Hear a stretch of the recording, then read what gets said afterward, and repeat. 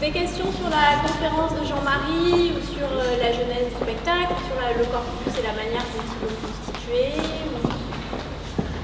En réalité, quand on a le texte devant, d'une part, on a un appui et on donne juste à entendre aux gens ce qui se passe, la lecture, les mots, d'autant que c'est de l'anglais et qu'on n'est pas non plus très à l'aise forcément avec la langue, d'autant que c'est Shakespeare, c'est pas n'importe quoi.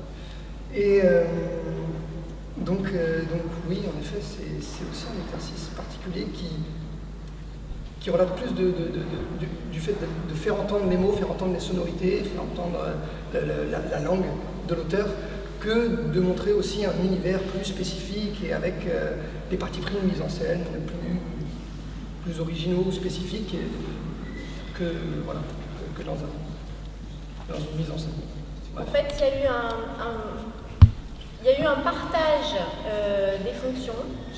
Le rôle des conférenciers était clair, le rôle des lecteurs était clair.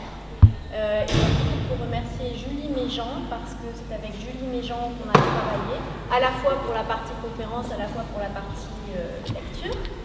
Et on a essayé de partager des savoir-faire et un savoir. C'est-à-dire que quand on allait à la maison Louis Jouvet, on a parlé du pentamètre iambique, on a parlé du texte shakespearien, on a essayé de commenter les textes, donc d'apporter un savoir-faire plus particulièrement universitaire.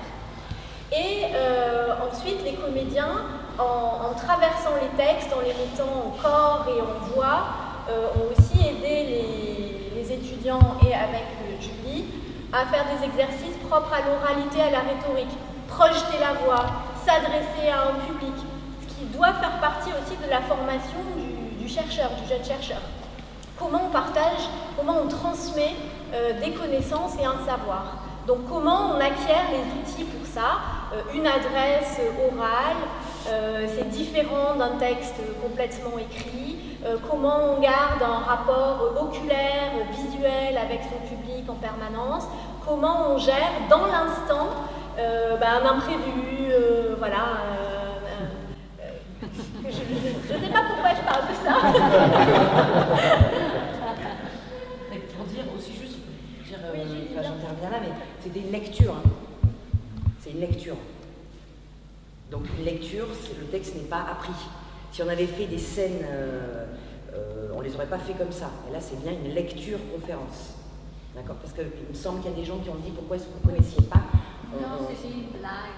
Je voulais savoir quelles traductions ont été retenues et si une traduction seule a été retenue pour l'ensemble ou bien si les uns et les autres sont allés voir les différentes traductions concurrentes des passages, s'il y a eu des choix qui ont été faits par chacun. Victor, sur la question des traductions, tu t'es intéressé à la question des traductions. Alors, viens par chef.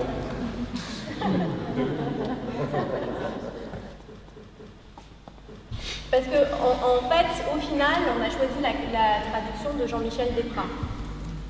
Mais on s'est posé des questions avant sur les traductions. On a essayé plein de traductions. Oui. Je sais pas quoi dire. Oui, il y a... Dans mes casiers est arrivé des ouvrages, de vieux ouvrages que tu avais de ton grand-père, je crois. Ouais. Ouais, non, mais après, c'est justement par un souci de compréhension et plutôt aussi de comment ça nous parle, comment ça nous parvient.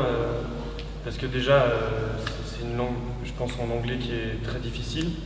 Et si en plus, par le filtre de la traduction, pour nous, pauvres Français, on ne comprend rien, et ben, c'est important d'avoir des choses un peu plus claires, un peu plus modernes, un peu plus simples.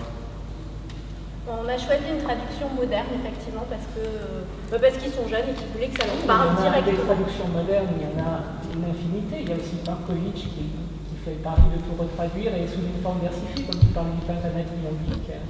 On s'est pas posé la question on s'est posé la question de Markovitch à propos de Richard II, qu'on n'a pas retenu. En fait, on s'est posé la question de Markovitch, de Frédéric Boyer et de Desprats.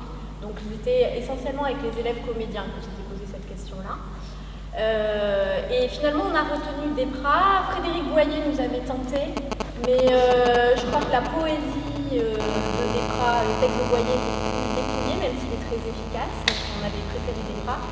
Et Markovitch, il y a le pour et le contre, nous, on ne trouvait pas ça éclairant. On trouve que appliquer la méthode du décasyllabe comme ça fonctionne en russe, mais pas du tout en anglais, appliquer cette méthode-là sur le texte shakespearien, on avait le sentiment que ça l'obscurcissait plus qu'autre chose.